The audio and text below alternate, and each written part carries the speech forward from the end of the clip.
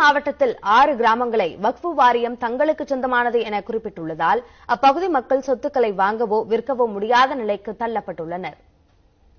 தமிழகத்தில் உள்ள அனைத்து சார் பதிவாளர் அலுவலகங்களுக்கும் வக்ஃபு வாரியம் சார்பில் அதன் தலைமை நிர்வாக அலுவலர் ரபியுல்லா கடந்த மாதம் 18ஆம் தேதி ஒரு கடிதம் எழுதினார்.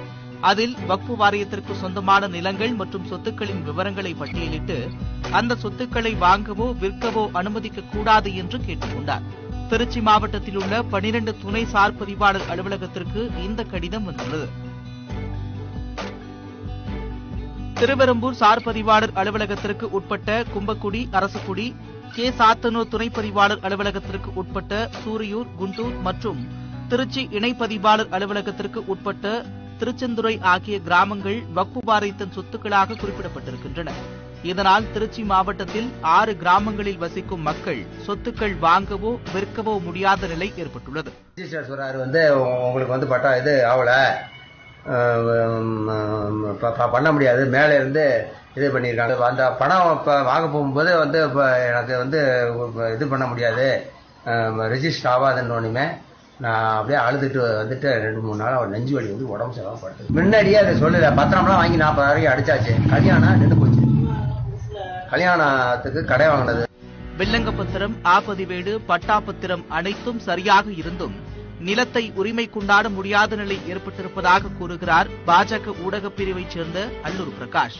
2000 வருஷத்துக்கு முன்னாடி மகாராஜாக்கள் இனாமா ஒவ்வொருத்தருக்கும் கொடுத்தது. அந்தந்த ஊர்ல கோயில் கைங்கரியம் பண்றவங்க கிராமத்துல எல்லாருக்கும் கொடுத்தாப்புல இடம். அது எல்லாமே கடியாக்குறிச்சி, திருச்செந்துறை, மேக்குடி எல்லாமே இனாம் கிராமம்னு பேரு. ரெஜிஸ்டர் தாலுகா ஆபீஸ்லயே இனாம் கிராமம்னு தான் இருக்கும். இவங்க ஒரு வக்ஃப் போர்டுன்னு சொல்லி ஒரு என்டையர் திருச்செந்துறை வில்லேஜும் வக்ஃப் போர்டுக்கு சொந்தம்னு சொல்லி ஒரு பேப்பரை எங்க சப் ரிஜிஸ்ட்ரார் ஆபீஸ்ல காமிக்கிறாங்க. திருச்சிக்கு வந்த அமைச்சர் அன்பில் மகேஷ் பொய்யாமொழியிடம் இதுகுறித்து கேட்டதற்கு தமிழகம் முழுவதும் இப்பிரச்சனை இருப்பதாகவும் ஏற்கனவே துறை சார்ந்த அலுவலர்கள் மற்றும் அமைச்சரிடம் தெரிவித்திருப்பதாகவும் கூறினார். என்னன்னு முதல்ல தெரிஞ்சுக்கணும். இந்தியால அதிகப்படியான நிலம் முதல்ல ஆர்ம்டு போர்சஸ் இருக்கு, 2வது ரயில்வேஸ் இருக்கு, 3வது வக்ஃப் போர்டு கிட்ட. வக்ஃப் போர்டு கிட்ட எவ்வளவு நிலம் இருக்குன்னா 9,40,000 ஏக்கர் வக்ஃப் போர்டு கையில இருக்கு. அதனுடைய சொத்து மதிப்பு கிட்டத்தட்ட 1,25,000 கோடி ரூபாய்க்கு மேல தற்போதைய சொத்து மதிப்பு. 8,70,000 8.7 லேக் ப்ராப்பர்ட்டி ரெஜிஸ்டரா இருக்கு.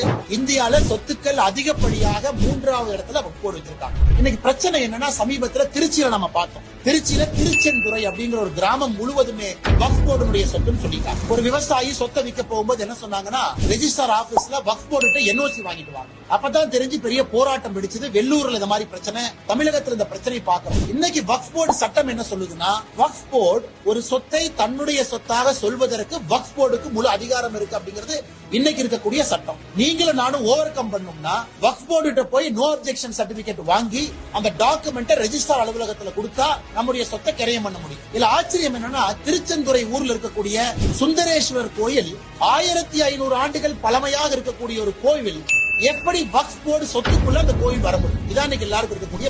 அதனாலதான் இன்னைக்கு நம்முடைய மத்திய அரசு எடுத்திருக்கக்கூடிய அந்த முக்கியமான விஷயம் என்னன்னா, வக்ஃப் போர்டுடைய சொத்துன்னு நம்ம சொல்லும் பொழுது அந்த சொத்து வக்ஃப் போர்டுக்கு சொந்தமான சொத்தா அப்படிங்கிற பதிவை மாவட்ட ஆட்சியர்கிட்ட பண்ணணும். வக்ஃப் போர்டு அந்த முடிவு எடுக்கக்கூடாது, மாவட்ட ஆட்சியர் எடுக்கணும் அப்படிங்கறதா முக்கியமான அமெண்ட்மெண்ட். பட் இன்னைக்கு நாம சொல்வதற்கான காரணம் என்னன்னா, நண்பர்கள் புரிந்து கொள்ள வேண்டும்.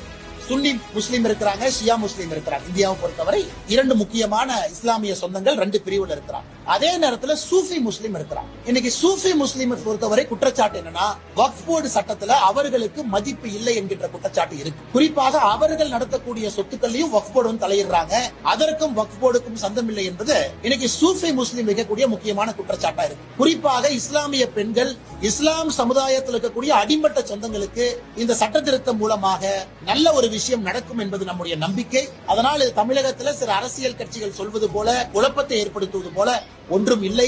அதனால் இது யாருக்கும் எதிரானது கிடையாது. எல்லா சமுதாயத்தையும் உள்ளடக்கி இருக்கக்கூடிய ஒரு விஷயமா தான் நாம் இதை பார்க்கிறோம்.